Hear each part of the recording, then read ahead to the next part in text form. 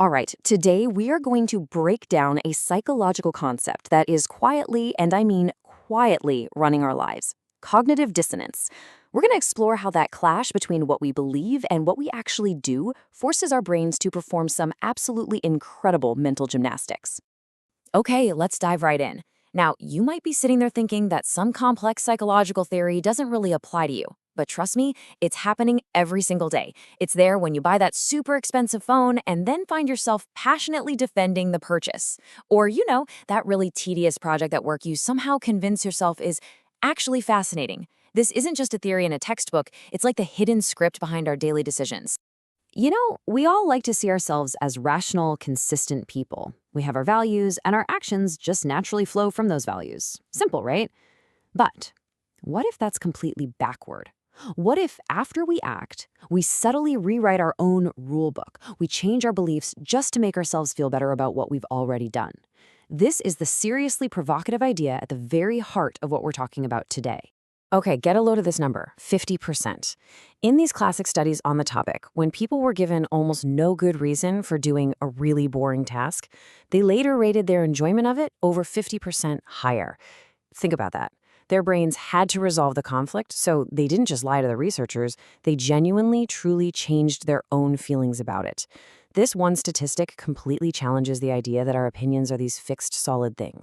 So we've got this wild, counterintuitive idea and a really startling number. But what is this force really?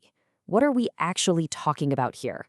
Let's get a nice, clear definition on the table. So cognitive dissonance is simply that mental static, that discomfort we feel when things just don't add up. Here's maybe the best way to think about it. Imagine your brain is a perfectly tidy, organized room.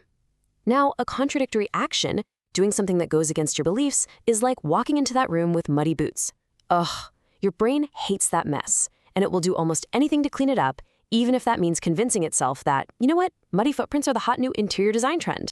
So, how in the world does our brain pull off this mental cleanup act? Well, it's really built on a few key pillars. Let's take a look at the first one, which is a powerful, powerful engine for changing our own minds. The first pillar is called effort justification. And the core idea here is simple, but it is so profound. The more effort or pain or time we sink into something, the more we will value it.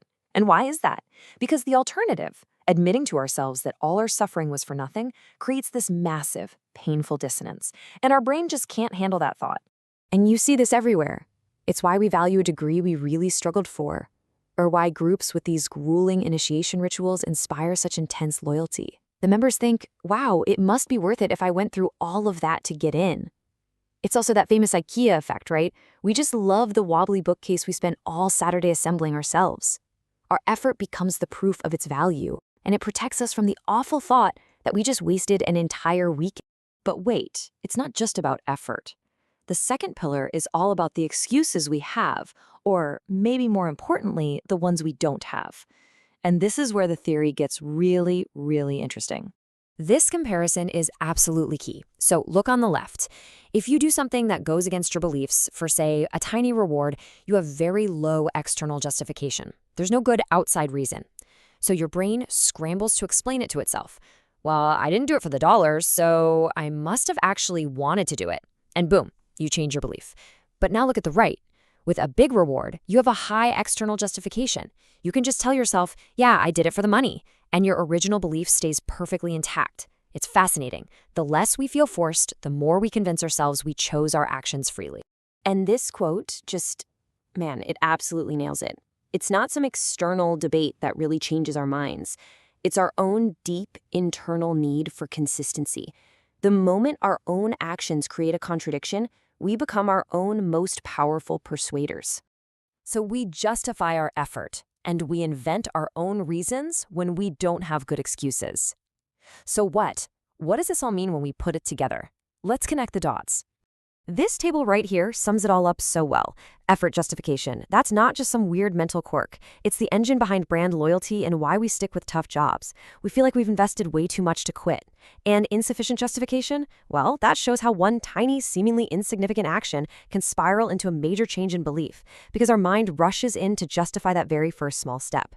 This isn't just academic stuff. It is literally the playbook for persuasion, for commitment, and even for radicalization.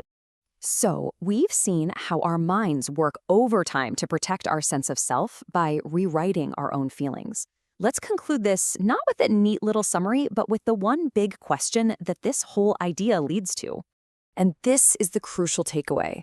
If this powerful subconscious drive for consistency is always chugging away in the background, how can we ever be sure that our values are truly genuine and not just elegant after-the-fact justifications for our past choices? It's a really thought-provoking question. And just understanding that it exists is the first step toward making more conscious, deliberate decisions. Thanks for joining me for this explainer.